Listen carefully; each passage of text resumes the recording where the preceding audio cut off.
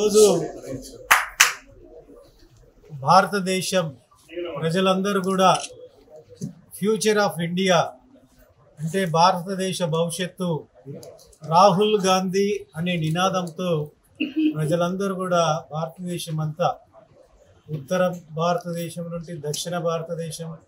తూర్పు భారతదేశం నుండి పడమర భారతదేశం వరకు కూడా ప్రజలందరినీ కూడా చారిత్రాత్మకమైన పాదయాత్ర చేయడం ద్వారా రాహుల్ గాంధీ ఈరోజు భారతదేశ ప్రజలను ఎంతగానో ప్రభావితం చేయడం జరిగింది. మరి ఆయన జన్మదినాన్ని 54వ జన్మదినాన్ని జరుపుకోవడం నిజంగా ఇది మాకెంతో గర్వకారణం. రాహుల్ గాంధీ ఇంకా ఇలాంటి బర్త్డేలు ఎన్నెన్నో జరుపుకొని సంతోషంగా ఉండాలని, ప్రజలకు సేవ చేయాలని ప్రజలందరూ కూడా కోరుకుంటున్నాం. జడ్చర్ల నియోజకవర్గ ప్రజలందరూ కూడా ఈరోజు రాహుల్ గాంధీని ప్రధానమంత్రిగా చూడాలనేటువంటి ఆశ చాలామందికి ఉన్నది. కాకపోతే దురదృష్టవశాత్తు మరి అనుకూలమైనటువంటి మెజారిటీ రానందువలన ఈరోజు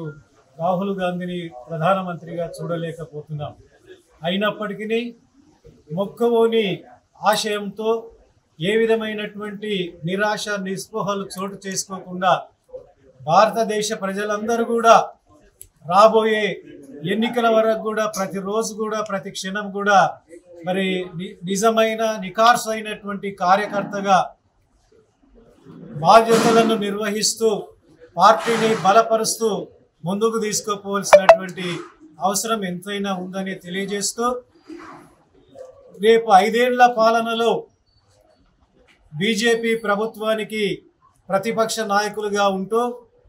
వాళ్ళ యొక్క రాజ్యాంగానికి విరుద్ధంగా చేసేటువంటి ప్రతి పనిలో కూడా చురుకైన పాత్ర వహిస్తూ వాళ్ళను ఎండగట్టాలని, వాళ్ళ విధానాలను ఎండగట్టాలని, భారతదేశం యొక్క సమగ్రతను కాపాడాలని, ఏ విధమైనటువంటి మత ఛాందస వాదాలకు అవకాశం ఇవ్వకుండా పెద్దపీట వేస్తూ భారతదేశంలో పుట్టిన ప్రజలందరూ కూడా ఒకటే అనేటువంటి భావన కలిగి ఉండి అందరం ఒకేటువంటి భావన ప్రతి ఒక్కరిలో కలిగి ఉండే విధంగా తన యొక్క బాధ్యతను నిర్వహించాలని కోరుకుంటూ, మరి ఇంకొకసారి ఆయనకు జన్మదిన శుభాకాంక్షలు మీడియా ద్వారా తెలియజేస్తూ ఇలాంటి జన్మదినాలు ఎన్నో జరుపుకోవాలని మనస్ఫూర్తిగా కోరుకుంటూ ముగిస్తున్నాను.